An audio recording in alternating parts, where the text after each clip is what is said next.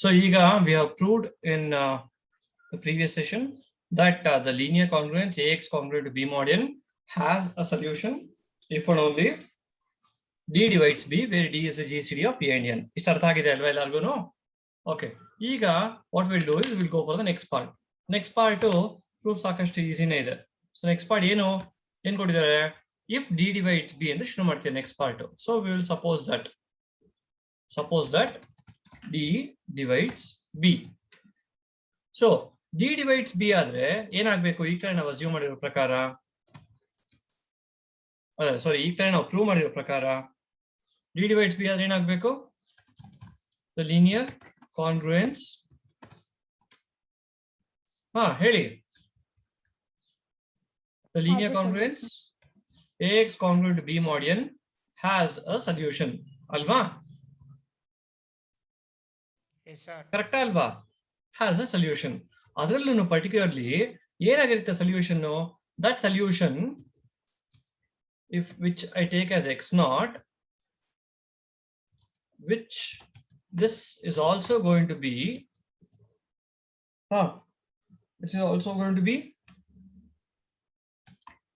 solution to the linear Diophantine equation Ax. Another equation, no? Ax minus ny equal to b. ಅಲ್ವಾ? ಈಗ next linear ಡಯಾಫ್ಯಾಂಟೈನ್ equation ಗೆ ಒಂದು solution ಇದೆ ಅಂತ ಗೊತ್ತಾಯ್ತು. ಲೀನಿಯರ್ ಡಯಾಫ್ಯಾಂಟೈನ್ ಈಕ್ವೇಶನ್ ಒಂದು ಸೊಲ್ಯೂಷನ್ ಇದ್ರೆ ಇನ್ನ ಎಷ್ಟು ಸೊಲ್ಯೂಷನ್ಸ್ ಇರುತ್ತವೆ ನೆನಪಿದ್ಯಾ?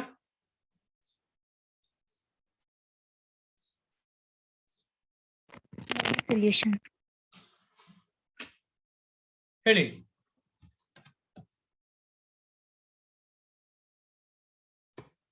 ಒಂದ್ ಸೊಲ್ಯೂಷನ್ ಇದ್ರೆ ಎಷ್ಟು ಸೊಲ್ಯೂಷನ್ ಇರುತ್ತೆ? ಲೀನಿಯರ್ ಡಯಾಫ್ಯಾಂಟೈನ್ ಈಕ್ವೇಶನ್ ಬರೋದೇ ಎರಡು ಕೇಸು. ಒಂದು ಸೊಲ್ಯೂಷನ್ ಇರಲ್ಲ ಅನ್ನೋದು, ಇನ್ನೊಂದು ಇದ್ರೆ ಇನ್ಫೈನಿಟಿ ಮೆನಿ ಸೊಲ್ಯೂಷನ್ಸ್ ಇರುತ್ತೆ ಅಂತ.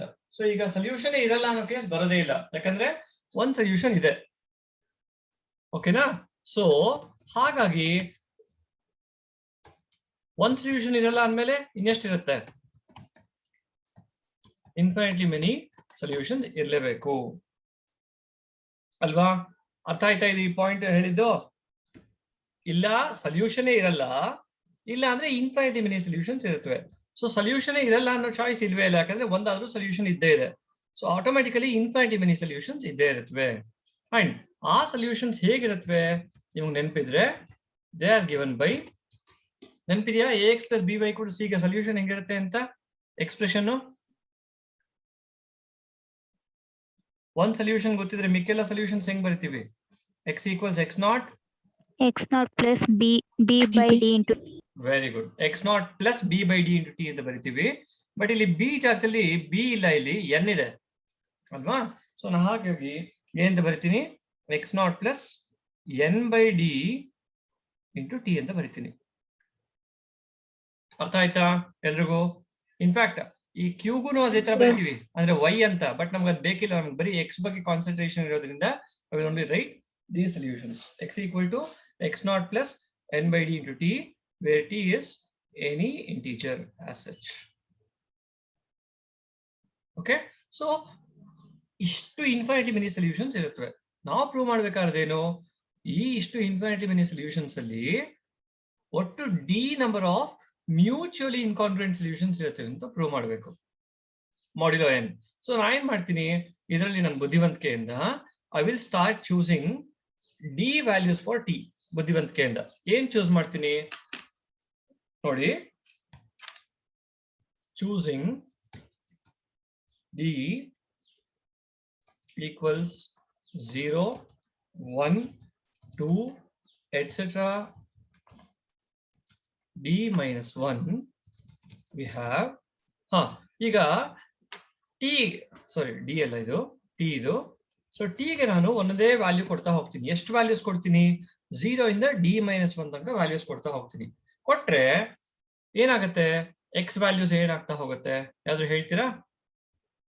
What are the values of x? t equal to 0 ಕೊಟ್ರೆ ಏನಾಗುತ್ತೆ? t equal to 0 ಕೊಟ್ರೆ ಬರೀ x naught ಆಗತ್ತಲ್ವಾ? ನೆಕ್ಸ್ಟ್ t equals 1 ಕೊಟ್ರೆ x naught plus n by d. n by d ಆಗುತ್ತೆ. ಗುಡ್. t equals 2 ಕೊಟ್ರೆ x naught plus 2n by d. 2n by d. ಹಿಂಗೆ ಕೊಡ್ತಾ ಹೋದ್ರೆ ವ್ಯಾಲ್ಯೂಸ್ ಕೊನೆಗೆ ಏನ್ ಕೊಡ್ತಾ ಇದೀನಿ, last value x naught plus n d into d. minus 1 by d into n ಬರುತ್ತೆ. ಕರೆಕ್ಟ್ ಅಲ್ವಾ? So choosing t equals 0, 1, 2, 3, etc. d minus 1, we have x equals x naught, comma x naught plus n by d, comma x naught plus 2n by d, comma x naught plus 3n by d, etc. x naught plus d minus 1 by d n. ಎಷ್ಟು solutions ಇವು total ಆಗಿ ನೋಡಿ. x naught 1, x naught plus n by d ಇನ್ನೊಂದು 2, x naught plus 2n by d 3. So ಒಟ್ಟು ಎಷ್ಟು solutions ಆದವು ಯಾರು ಹೇಳ್ತೀರಾ? D alva. So D solutions, good. D solutions to the given linear congruence. Okay. So what to D solutions ಸಿಕ್ಕದ್ವು. So ನಾ ಈಗ ಏನ್ prove ಮಾಡ್ತೀನಿ ಗೊತ್ತಾ? ಆಗ್ಲೇ ಹೇಳಿದಲ್ಲ D mutually incongruent solutions ಇರುತ್ತೆ ಅಂತ. ಆ D mutually incongruent solutions ಇವುಗಳೇ ಅಂತ ಪ್ರೂವ್ ಮಾಡ್ತೀನಿ. ಇನ್ಕಾಂಗ್ರುಯೆಂಟ್ ಅಂದ್ರೆ ಏನು ನೆನಪಿದ್ಯಾ? ಇದರಲ್ಲಿ ಯಾವ್ದಾದ್ರು ಎರಡು ಇನ್ಕಾಂಗ್ರುಯೆಂಟ್ ಅಂತ ಹೇಳ್ಬೇಕಾದ್ರೆ ಏನಂತ ಪ್ರೂವ್ ಮಾಡ್ಬೇಕು? ಅವೆರಡನ್ನ ಕಾಂಗ್ರುಯೆನ್ಸ್ ಅಲ್ಲಿ ತಗೊಂಡ್ರೆ ಅಂಡರ್ ಮಾಡ್ಯುಲಸ್ ಕಾಂಗ್ರುಯೆಂಟ್ ಆಗ್ಬಾರ್ದು. ಆತರ ಆದ್ರೆ ಆಟೋಮ್ಯಾಟಿಕಲಿ ಇನ್ಕಾಂಗ್ರುಯೆಂಟ್ ಅಂತ ಆಗುತ್ತೆ. ಸೊ ನಾ ಈಗ ಅದನ್ನೇ ಪ್ರೂವ್ ಮಾಡ್ತೀನಿ. So now we show that these solutions are mutually incongruent. ಏನು ಮ್ಯೂಚುಯಲಿ ಇನ್ಕಾಂಗ್ರುಯೆಂಟ್ ಅಂತ ಪ್ರೂವ್ ಮಾಡೋದಂದ್ರೆ ಅರ್ಥ ಏನು? ಇನ್ಕಾಂಗ್ರುಯೆಂಟ್ ಅಂದ್ರೆ ಏನು ಅಂತ ಹೇಳಿದೆ ನಾನು? ಕಾಂಗ್ರುಯೆಂಟ್ ಅಲ್ಲ ಅಂತ ಅಲ್ವಾ? ಸೊ ನಾ ಏನ್ ಮಾಡ್ತೀನಿ, ಯಾವ್ದಾದ್ರು ಎರಡನ್ನ ತಗೊಂಡು ಅವೆರಡು ಕಾಂಗ್ರುಯೆಂಟ್ ಅಂತ ತಗೊಳ್ತೀನಿ ಎಕ್ಸ್ಪ್ರೆಷನ್. ಅದಾಗಲ್ಲ ಅಂತ ಅಂದಾಗ ಏನಾಗುತ್ತೆ ನೋಡ್ತೀನಿ. ಸೊ ಅದರ್ವೈಸ್ ನೋಡಿ, ಅದಾಗಲ್ಲ ಅಂದ್ರೆ ಏನಾಗ್ಬೇಕು, ಇವುಗಳಲ್ಲಿ ಯಾವ್ದಾದ್ರು ಎರಡು ಕಾಂಗ್ರುಯೆಂಟ್ ಆಗಿರ್ಬೇಕು. ಕರೆಕ್ಟ್ ಅಲ್ವಾ? ಯಾವ್ದಾದ್ರು ಎರಡು ಅಂದ್ರೆ ಹೆಂಗಿರುತ್ತೆ?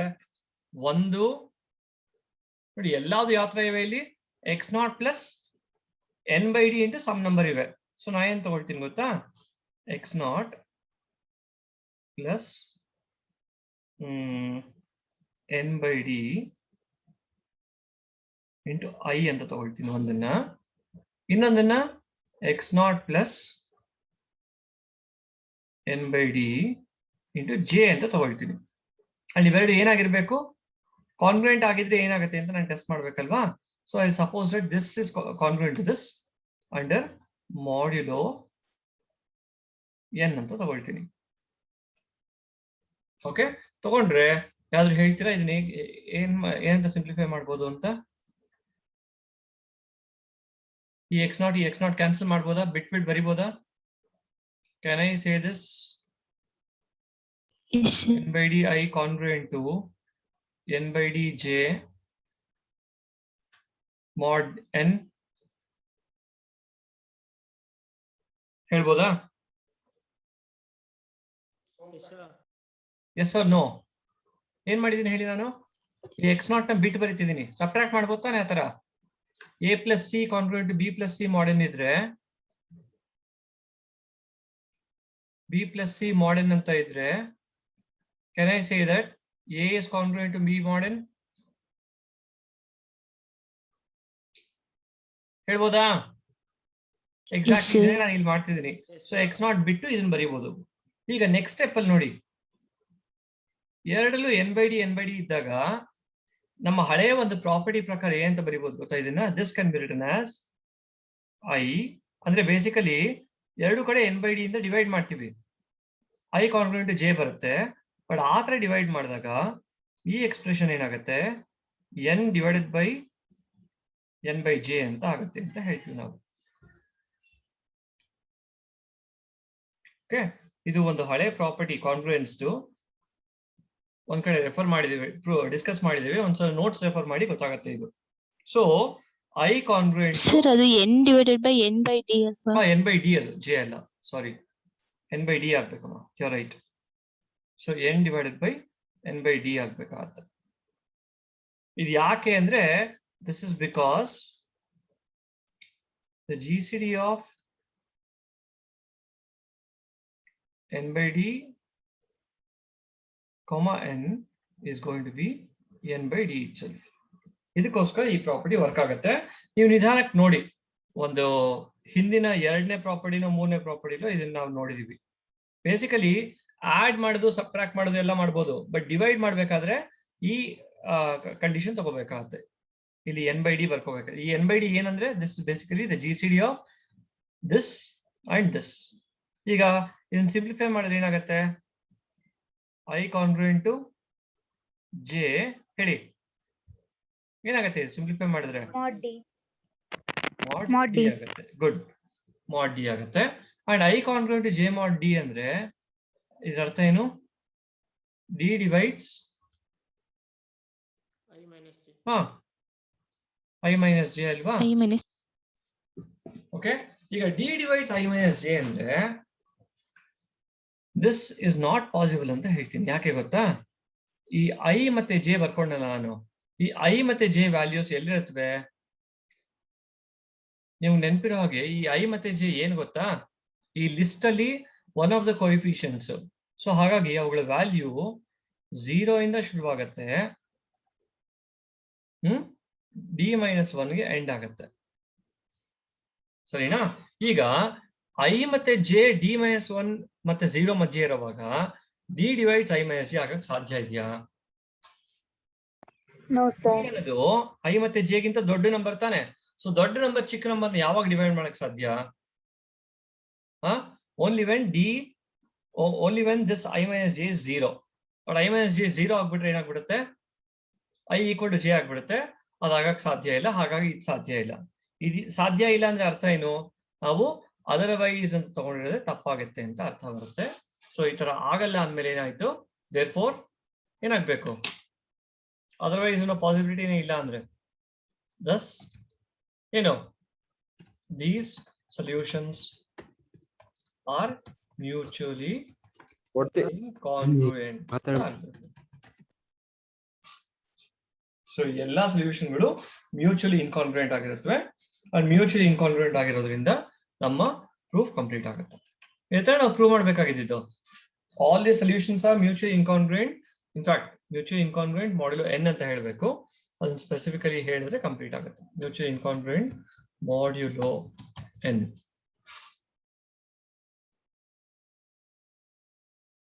ಅರ್ಥ ಆಯ್ತಾ?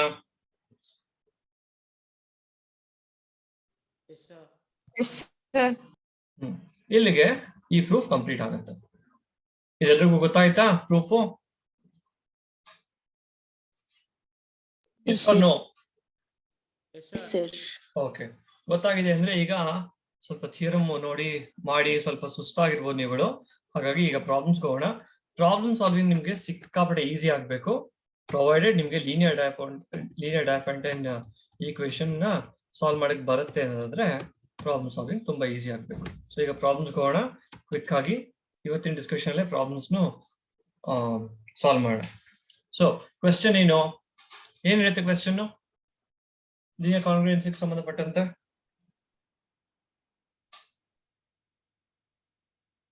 ಹೇಳಿ.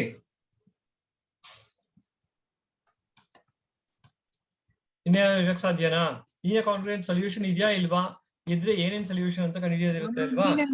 ಹಾಗಾಗಿ ಸಾರಿ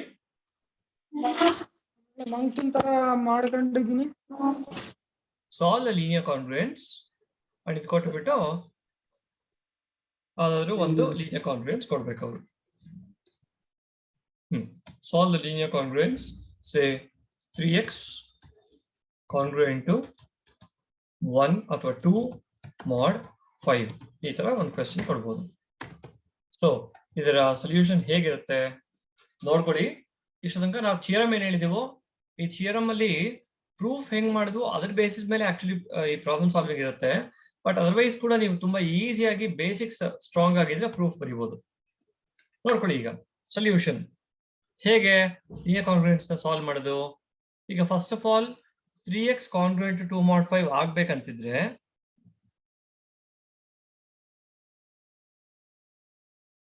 ಏನಾಗ್ಬೇಕು? ಈ ಎಕ್ಸ್ಪ್ರೆಷನ್ ಸ್ಯಾಟಿಸ್ಫೈ ಆಗ್ಬೇಕಂತಿದ್ರೆ 5 ಡಿವೈಡ್ಸ್ 3x minus ಹೇಳಿ.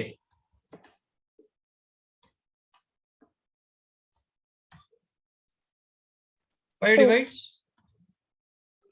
3x minus 2. 3x minus 2 ಆಗ್ಬೇಕು. ಈಗ 5 divides 3x minus 2 ಆಗ್ಬೇಕಾದ್ರೆ ಏನಾಗ್ಬೇಕು? 3x minus 2 should be equal to ಹೇಳಿ 5 into some 5y. ಸೊ ಅದನ್ನ 5y ಅಂತ ಬರ್ಕೊಳ್ತೀನಿ ನಾನು. q ಅಂತ ಬರ್ದಿದ್ವಲ್ಲ ಥಿಯರಮ್ ಅಲ್ಲಿ, ಅದ್ರ ಬದಲು y ಬರ್ಕೊಳ್ತೀನಿ. For some y belonging to z.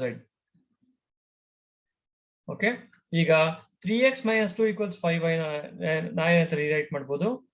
3x minus 5y equals 2 ಅಂತ ರಿರೈಟ್ ಮಾಡ್ಬೋದು ಅಲ್ವಾ?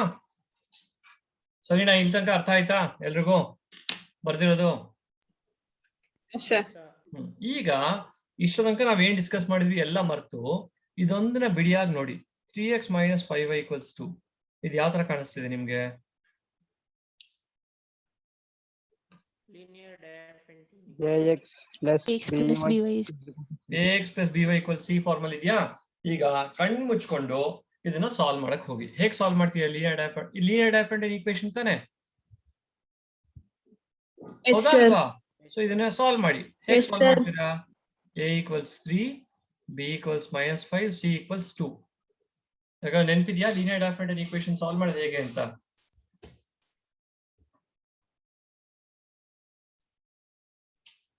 ಮರ್ತೋಗಿದೆ. ಸೊ ಫಸ್ಟ್ ಹೇಳ್ತೀನಿ ಕೇಳಿ. ಎ ಮತ್ತೆ ಬಿ ಬರ್ಕೊಳ್ಳಿ. ಎ ಮತ್ತೆ ಬಿ ಏನೇನು? 3 ಮತ್ತೆ -5. ಸೊ ಫಸ್ಟ್ ಡಿ ಕಂಡು ಇಟ್ಕೊಳ್ಳಿ. ಡಿ ಏನು? GCD of A and B ಏನು? ಎ ಮತ್ತೆ ಬಿ ಏನು? ಎ ಮತ್ತೆ ಬಿ ಏನು? 3 minus 3,5. 3 - 5. ಫಸ್ಟ್ ಆಫ್ ಆಲ್ 3 ಮತ್ತೆ -5 ಗೆ GCD ಕಂಡುಹಿಡಿಯೋದು ಒಂದೇ, 3 ಮತ್ತೆ 5 ಗೆ GCD ಕಂಡುಹಿಡಿಯೋದು ಒಂದೇ. ಕರೆಕ್ಟಾ? ಹೇಗೆ ಕಂಡುಹಿಡಿತೀರಾ GCD ನ 3 ಮತ್ತೆ 5 ಗೆ? ನೆನಪಿದ್ಯಾ? 5 ಬರ್ಕೊಂಡೆ, 3 ಬರ್ಕೊಂಡೆ, ಆಮೇಲೆ ನೆನಪಿದ್ಯಾ? ಡಿವಿಷನ್ ಪ್ರೊಸೀಜರ್ ಪ್ರಕಾರ GCD ಕಂಡುಹಿಡಿಯೋದು ಯೂಕ್ಲಿಡಿಯನ್ ಅಲ್ಗಾರಿದಮ್ ಪ್ರಕಾರ ಹೇಗ್ ಮಾಡೋದು? ಯಾರೋ ಹಿಂದೆ ಬ್ಯಾಕ್ ಗ್ರೌಂಡ್ ಅಲ್ಲಿ ಮಾತಾಡ್ತಿದ್ರಿ, ಮಾತಾಡ್ಬೇಡಿಮ್ಮ. 3 1s 3, ರಿಮೈಂಡರ್ 2, ಆಮೇಲೆ ಮರ್ತೋಗಿದ್ದೀರಾ ಎಲ್ಲ? 2 ಬರ್ಕೊಳ್ತೀರಿ. 3 is equal to 3 into 1 plus First of 2. all 2 is not 0. Automatically 5 ಅನ್ನು ಬಿಟ್ಬಿಟ್ಟು 2 ಇಂದ 3 ನ ಡಿವೈಡ್ ಮಾಡ್ತೀವಿ. ಡಿವೈಡ್ ಮಾಡಿದ್ರೆ ಏನಾಗುತ್ತೆ? 2 1s are 2, remainder 1. Remainder 1. So remainder 1 ಬಂತು. ಈಗ ಅದು 0 ಅಲ್ಲ, ಸೊ 3 ನ ಬಿಡ್ತೀನಿ, 1 ತಗೊಂಡು 2 ನ ಡಿವೈಡ್ ಮಾಡ್ತೀನಿ. ಡಿವೈಡ್ ಮಾಡಿದಾಗ 1 2s 2, ರಿಮೈಂಡರ್ 0. ಸೊ ರಿಮೈಂಡರ್ 0 ಬಂತು. ರಿಮೈಂಡರ್ 0 ಬಂದಿದೆ ಅಂದ್ರೆ ಅರ್ಥ ಏನು? GCD 1. GCD ಅದು ಹಿಂದಿನ number. So the GCD is going to be 1. ಆಯ್ತಾ? ಸೊ GCD 1 ಅಂತ ಬಂತು. What next? ನೆಕ್ಸ್ಟ್ ಏನು? Remainder D ಡಿವೈಡ್ಸ್ C ಆಗತ್ತಾ?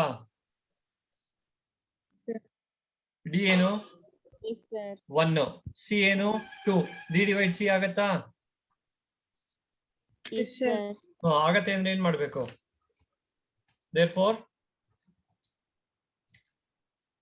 ಹೇಳಿ. Linear diaphanty equation is the solution. The linear diaphanty equation has infinitely Solution. many solutions. ಲೆಕ್ಕವಾಗಿ ಏನ್ solutions ಆಗಿರುತ್ತವೆ? ಆ solutions ಬರೆಯೋದಕ್ಕೆ ಒಂದ್ ಸ್ವಲ್ಪ ಕಷ್ಟ ಪಡ್ಬೇಕು. ಈಗ ಆಗ್ಲೇ ಯಾರೋ ಕರೆಕ್ಟ್ ಆಗಿ ಗೆಸ್ ಮಾಡಿದ್ರಿ, ಕರೆಕ್ಟ್ ಆಗಿ ಹೇಳಿದ್ರಿ ಈಕ್ವೇಶನ್ಸ್ ಬರ್ಕೋಬೇಕು ಅಂತ. ಈಕ್ವೇಶನ್ಸ್ ಬರ್ಕೊಂಡು ಸೊಲ್ಯೂಷನ್ ಬರೀಬೇಕು. ಹೇಳ್ತೀರಾ ಹೆಂಗ್ ಬರೆಯೋದು ಅಂತ?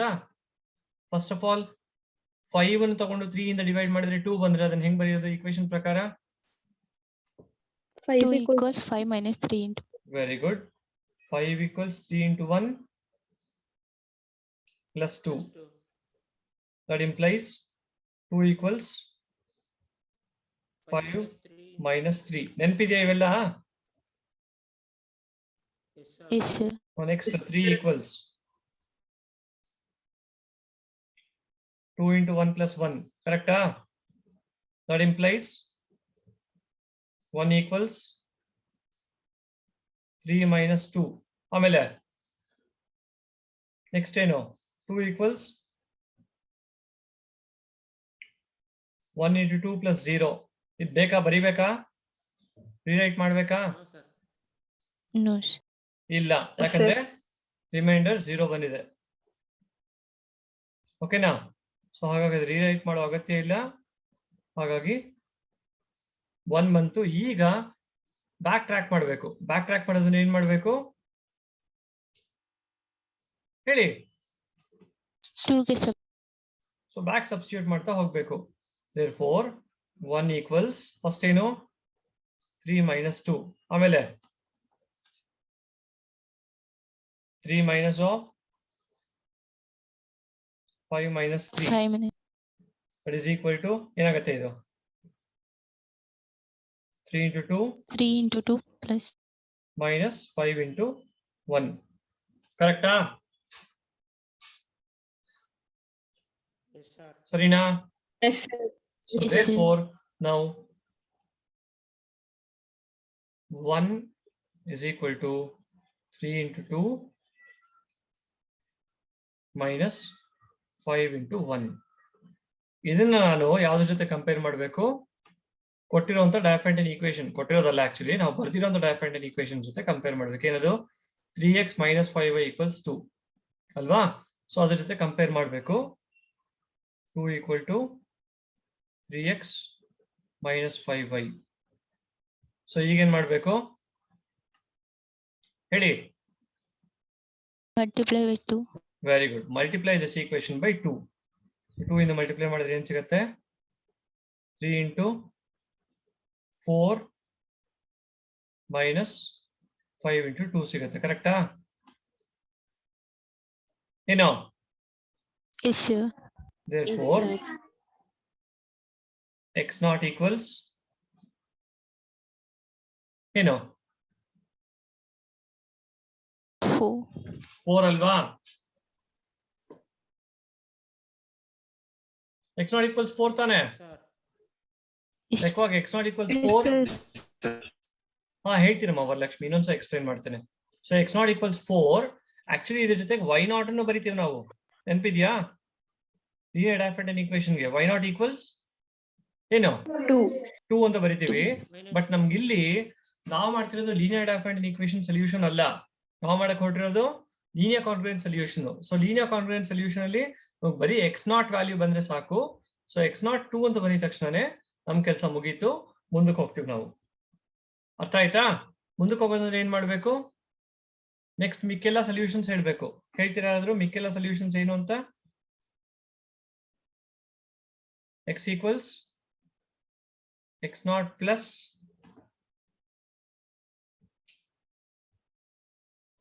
b by d into t ಆಗ್ಬೇಕು. ಕರೆಕ್ಟಾ? Yes, sir. ಹಾ, x naught ಏನು? 4. 4 b ಏನು? minus 5. ಹಾ, ಇಲ್ಲಿ ಏನಿದೆ b value? b equals minus 5 ಅಲ್ವಾ? ಸೊ minus 5 ಆಗುತ್ತೆ. minus 5 is b ಏನು? 1 1. into t ಆಗುತ್ತೆ. where t belongs to z. or in other words x is equal to ಏನಾಗುತ್ತೆ? 4 minus 5t. 4 minus 4 minus 5t. t, where t belongs to z. ಅರ್ಥ ಆಯ್ತಾ? So this will be the required set of solutions. ಹಿಂದಕ್ಕೆ ಹೋಗಿ ಮತ್ತೆ explain ಮಾಡ್ತೀನಿ. ಅದಕ್ಕೆ ಮುಂಚೆ ಇನ್ನೊಂದು ಸಣ್ಣ ಪಾಯಿಂಟ್ ಸೇರಿಸ್ಬಿಡ್ತೀನಿ. ಬಟ್ ನಮ್ಗೆ ಇಷ್ಟೇ ಹೇಳಿದ್ರೆ ಸಾಲದು, ನಾವು ಡಿ ನಂಬರ್ ಆಫ್ ಸೊಲ್ಯೂಷನ್ಸ್ ಹೇಳ್ಬೇಕು. ಯಾಕಂದ್ರೆ the number of mutually incongruent solutions ಇರುತ್ತವೆ. ನೆನಪಿದ್ಯಾ ಥಿಯರಂ ಪ್ರೂಫ್ ಪ್ರಕಾರ? Yes, sir. ಸೊ ಈಗ ನಾವು ಡಿ ನಂಬರ್ ಆಫ್ ಸೊಲ್ಯೂಷನ್ಸ್ ಹುಡುಕ್ಬೇಕು. ಹೆಂಗ್ ಹುಡುಕೋದು? ಫಸ್ಟ್ ಆಫ್ ಆಲ್ ಡಿ ಏನು? ಡಿ ಏನು ಈ ಪ್ರಾಬ್ಲಮ್ ಅಲ್ಲಿ ನಮ್ಗೆ ಬಂದಿರೋದು? 1. 1 ಅಲ್ವಾ? ಸೊ ಒಂದ್ ಸೊಲ್ಯೂಷನ್ ಬೇಕು. ಸೊ ಈಗ ಬಂದಿರೋದೇ ಒಂದಾಗಿರೋದ್ರಿಂದ ಅದು ಒಂದನೇ ಒಂದ್ ಸೊಲ್ಯೂಷನ್ ಅಂತ ಹೇಳಿ ಬಿಟ್ಬಿಡ್ಬೋದು, ಸ್ಟಾಪ್ ಮಾಡ್ಬಿಡ್ಬೋದು. ಅದಕ್ಕಿಂತ ಜಾಸ್ತಿ ಬಂದಿದ್ರೆ ಏನ್ ಮಾಡ್ಬೇಕು ಅಂತ ಇನ್ನೊಂದು ಪ್ರಾಬ್ಲಮ್ ಅಲ್ಲಿ ನೋಡೋಣ. ಅರ್ಥ ಆಯ್ತಾ ಎಲ್ಲಾರ್ಗು? ಒಂದ್ ಸ್ವಲ್ಪ ಆದ್ರೂ? Sir. ಓಕೆ, ಈಗ ಕೆಲವರಿಗೆ ಒಂದ್ ಸ್ವಲ್ಪ ಕನ್ಫ್ಯೂಷನ್ ಇದೆ ಪ್ರೊಸೀಜರ್. ಸೊ ಅವ್ರಗಳಿಗೋಸ್ಕರ ಪೂರ್ತಿ ಒಂದು ಇಡೀ ಪ್ರಾಬ್ಲಮ್ ಸಾಲ್ವ್ ಮಾಡೋದನ್ನ ಎಕ್ಸ್ಪ್ಲೈನ್ ಮಾಡ್ತೀನಿ. ಫಸ್ಟ್ ಸ್ಟೆಪ್ ಇಂದನು ಗಮನ ಇಟ್ಟು ನೋಡ್ಕೊಳ್ಳಿ, ಜೀವನ ಸುಲಭ ಆಗತ್ತೆ ಪ್ರಾಬ್ಲಮ್ ಸಾಲ್ವ್ ಮಾಡೋದಕ್ಕೆ. Okay, so first of all ಕೊಟ್ಟಿರೋ ಈಕ್ವೇಶನ್ ನೋಡಿ. ಕೊಟ್ಟಿರೋ ಈಕ್ವೇಶನ್ ನೋಡ್ಬಿಟ್ಟು ಅದನ್ನ ಒಂದು ಡಯಾಫ್ಯಾಂಟೈನ್ ಈಕ್ವೇಶನ್ ಗೆ ಕನ್ವರ್ಟ್ ಮಾಡಿ. ಫಸ್ಟ್ ಸ್ಟೆಪ್ ಹೇಗೆ ಕನ್ವರ್ಟ್ ಮಾಡೋದು ಡಯಾಫ್ಯಾಂಟೈನ್ ಈಕ್ವೇಶನ್ ಗೆ? 3x ಕಾಂಗ್ರುಯೆಂಟ್ 2 mod 5 ಕೊಟ್ಟಿದ್ದಾರೆ. ಅದನ್ನ ಫಸ್ಟ್ ಆಫ್ ಆಲ್ ಅರ್ಥ ಮಾಡ್ಕೊಳ್ಳೋದು ಹೇಗೆ? 5 divides 3x minus 2 ಅಂತ ಅರ್ಥ ಮಾಡ್ಕೋಬಹುದು. ಕರೆಕ್ಟ್ ಅಲ್ವಾ? ಆಯ್ತಾನೆ ಅರ್ಥ ಕಾಂಗ್ರುಯೆನ್ಸ್ ಅಂದ್ರೆ? Yes, sir. Okay, so 5 divides 3x minus 2 ಅಂದ್ರೆ ಯಾವಾಗ ಆಗ್ಬೇಕು? when 3x minus 2 is equal to 5 into some number. What about y solution? ಬರ್ತೀನಿ ಶ್ರೀಧರ್, ಆಮೇಲೆ ಗಾಪ್ಸೋ ನಿಮಿಷ ಅದನ್ನ ಹೇಳಿಲ್ಲ ಅಂದ್ರೆ. So 3x minus 2 equals 5y ಆಗಬೇಕು. 3x minus 2 equals 5y ನ 3x minus 5y equals 2 ಅಂತ ಬರ್ಕೊಳ್ಳಿ. ಬರ್ಕೊಂಡಿದ ನಂತರ ಇನ್ ಮುಂದೆ ನಿಮ್ಗೆ ಏನ್ ಜಾಸ್ತಿ ಕೆಲಸ ಇಲ್ಲ. ಏನ್ ಮಾಡ್ಬೇಕು? ಸಿಂಪಲ್ ಆಗಿ ಇದನ್ನ ಇಟ್ಕೊಂಡು ಇದನ್ನ ಒಂದು ಲೀನಿಯರ್ ಡಯಾಫ್ಯಾಂಟೈನ್ ಈಕ್ವೇಷನ್ ತರ ಟ್ರೀಟ್ ಮಾಡ್ಕೊಂಡು ಇದನ್ನ ಸಾಲ್ವ್ ಮಾಡ್ಕೊಂಡು ಹೋಗಿ. ಲೀನಿಯರ್ ಡಯಾಫ್ಯಾಂಟೈನ್ ಈಕ್ವೇಷನ್ ಸಾಲ್ವ್ ಮಾಡೋದು ಹೆಂಗೆ? ax plus by equals c formal ಇದ್ರೆ ಯಾರು ಹೇಳ್ತೀರಾ ಕ್ವಿಕ್ ಆಗಿ? ಇಲ್ಲಿ ನೋಡ್ಬೇಡಿ, ನೋಡ್ದೆ ಹೇಳಿ. Yes, ax plus by equals c ಇದ್ರೆ ಏನ್ ಮಾಡ್ತೀರಾ? ಹಾ, ಓಕೆ, ಡಿಸ್ಟರ್ಬೆನ್ಸ್ ಇರ್ಬೋದು, ನಾನೇ ಹೇಳ್ತೇನೆ. ಎ ಬಿ ಸಿ ನ ಐಡೆಂಟಿಫೈ ಮಾಡ್ತೀರಾ. ಎ ಬಿ ಸಿ ನ ಐಡೆಂಟಿಫೈ ಮಾಡ್ಬಿಟ್ಟು ಎ ಮತ್ತೆ ಬಿ ನ ಜಿ ಸಿ ಡಿ ಕಂಡುಕೊಳ್ತೀರಾ ಡಿವಿಷನ್ ಅಲ್ಗಾರಿದಮ್ ಪ್ರಕಾರ. ಕಂಡುಕೊಂಡ್ಮೇಲೆ ಆ ಡಿ ವ್ಯಾಲ್ಯೂ ಕೊಟ್ಟಿರೋ ಸಿ ನ ಡಿವೈಡ್ ಮಾಡಿದ್ರೆ, ಇದು ಆಕ್ಚುಲಿ ಮಾಡುತ್ತೆ ಅಂತ ಬರ್ದಿರೋದು, ಬಟ್ ನನ್ನ ಪೆನ್ ಒಂದ್ ಸ್ವಲ್ಪ ಸರಿಯಾಗಿ ಕೆಲಸ ಮಾಡಿದ್ರೆ ಇದೊಂದು ಎಕ್ಸ್ಟ್ರಾ ಲೈನ್ ಬಂದ್ಬಿಟ್ಟಿದೆ. ಸೊ ಡಿ ಅನ್ನೋದು ಸಿ ನ ಡಿವೈಡ್ ಮಾಡ್ತಾ ಇಲ್ವಾ ನೋಡಿ. ಸಪೋಸ್ ಡಿ ಸಿ ನ ಡಿವೈಡ್ ಮಾಡಲ್ಲ ಅಂತ ಇಟ್ಕೊಳ್ಳಿ, ಅವಾಗ ಏನ್ ಮಾಡ್ತೀರಾ ಹೇಳಿ? ಬೇಕಾಗಿ ಆನ್ಸರ್ ಬೇಕು ನಂಗೆ. ಡಿ ಸಿ ಡಿವೈಡ್ ಮಾಡಲಿಲ್ಲ ಅಂದ್ರೆ ಏನಾಗುತ್ತೆ? No, sir. No solution. Solution ಇಲ್ಲ ಅಂದ್ರೆ ಮಾಡಕ್ಕೆ ಏನು ಕೆಲಸ ಇಲ್ಲ, ಇಲ್ಲಿಗೆ ಕಟ್ಟ ಮುಗ್ದೋಗುತ್ತೆ. ಅರ್ಥ ಆಯ್ತಾ? ಅದೇ ಡಿ ಸಿ ಡಿವೈಡ್ ಮಾಡಿದ್ರೆ ಸಾಲ್ವ್ ಮಾಡಬೇಕು. ಹೇಗೆ ಸಾಲ್ವ್ ಮಾಡೋದನ್ನ ನೆನಪಿದೆ ನಿಮ್ಗೆ? ಲೀನಿಯರ್ ಕಾಂಬಿನೇಷನ್ ಬರೆಯೋದು. ಡಿ ನ ಎ ಮತ್ತೆ ಬಿ ಲೀನಿಯರ್ ಕಾಂಬಿನೇಷನ್ ಬರೆಯೋದು, ಅದನ್ನ ಮಾಡ್ಕೊಂಡು ಹೋಗಿದ್ದೀನಿ ಇಲ್ಲಿ. ಸೊ ಡಿ ನ ನೋಡಿ, ಈ ಎಕ್ಸ್ಪ್ರೆಷನ್ ಏನ್ ಬರ್ತಿದ್ದೀನೋ, this expression is nothing but ಏನಿದು ಫಾರ್ಮು? ಡಿ ಇಸ್ ಈಕ್ವಲ್ ಟು ಏನು? A x plus b y ಆ ಫಾರ್ಮಲ್ ಬರ್ತಿದ್ದೀನಿ. ಬರದ ನಂತರ ಇದನ್ನ ಕೊಟ್ಟಿರುವಂತ ಲೀನಿಯರ್ ಡಯಾಫ್ಯಾಂಟೈನ್ ಈಕ್ವೇಷನ್ ಜೊತೆ ಕಂಪೇರ್ ಮಾಡಿ. ಲೆಫ್ಟ್ ಹ್ಯಾಂಡ್ ಸೈಡ್ಸ್ ಮ್ಯಾಚ್ ಮಾಡಿ. ಮ್ಯಾಚ್ ಮಾಡಿದ್ರೆ ನಿಮಗೆ ಎಕ್ಸ್ ನಾಟ್ ವ್ಯಾಲ್ಯೂ ಸಿಗುತ್ತೆ. ಎಕ್ಸ್ ನಾಟ್ ವ್ಯಾಲ್ಯೂ ಸಿಕ್ಕಿದ ಮೇಲೆ ಏನು ಏನ್ ಮಾಡ್ಬೇಕು? ಎಕ್ಸ್ ನಾಟ್ ವ್ಯಾಲ್ಯೂ ಸಿಕ್ಕಿದ ಮೇಲೆ ಮಿಕ್ಕ ಎಲ್ಲಾ ಸೊಲ್ಯೂಷನ್ಸ್ ಜನರಲ್ ಆಗಿ ಬರೀಬೇಕು. ಅದೇನಾಗಿರುತ್ತೆ? X equals x naught plus b by d into t ಅಂತ ಆಗಿರುತ್ತೆ. ಅದನ್ನ ಕಂಡುಕೊಳ್ಳಿ. ಅರ್ಥ ಆಯ್ತಮ್ಮ ವರಲಕ್ಷ್ಮಿ? ಈಗ Yes, sir. ಓಕೆ, ಮಿಕ್ಕವ್ರಿಗೆ ಅರ್ಥ ಆಯ್ತಾ ಎಲ್ಲಾರ್ಗೂ? Okay, coming back to what Sridhar was asking. ಇಲ್ಲಿ ವೈ ವ್ಯಾಲ್ಯೂ ನಮ್ಗೆ ಬೇಕಾಗಲ್ವಾ? ವೈ ವ್ಯಾಲ್ಯೂ ಬೇಕಾಗಲ್ವಾ? ಹೇಳಿ ಮಿಕ್ಕವರು. ಹೇಮಂತ್ ವಾಯ್ಸ್ ಬ್ರೇಕ್ ಆಗ್ತಿದೆ. ಥ್ಯಾಂಕ್ ಯು, ನೋಡ್ತೀನಿ ಒಂದು ಸ್ವಲ್ಪ ಸರಿ ಮಾಡ್ಲಿಕ್ಕೆ. ಮತ್ತೆ ವಾಯ್ಸ್ ಬ್ರೇಕ್ ಆಗ್ತಿದೆ, ಹೇಳಿ. ಹಾ ಹೇಳಿ, ವೈ ವ್ಯಾಲ್ಯೂ ಬೇಕಾಗತ್ತಾ ಇಲ್ಲಿ ನಮ್ಗೆ? ಫುಲ್ ವಾಯ್ಸ್ ಬ್ರೇಕ್ ಆಗಿದೆ. ಓಕೆ ಓಕೆ ಓಕೆ, ಏನ್ ಮಾಡೋಣ? ಕೆಲಸ ಮಾಡ್ತಿದ್ರಿ.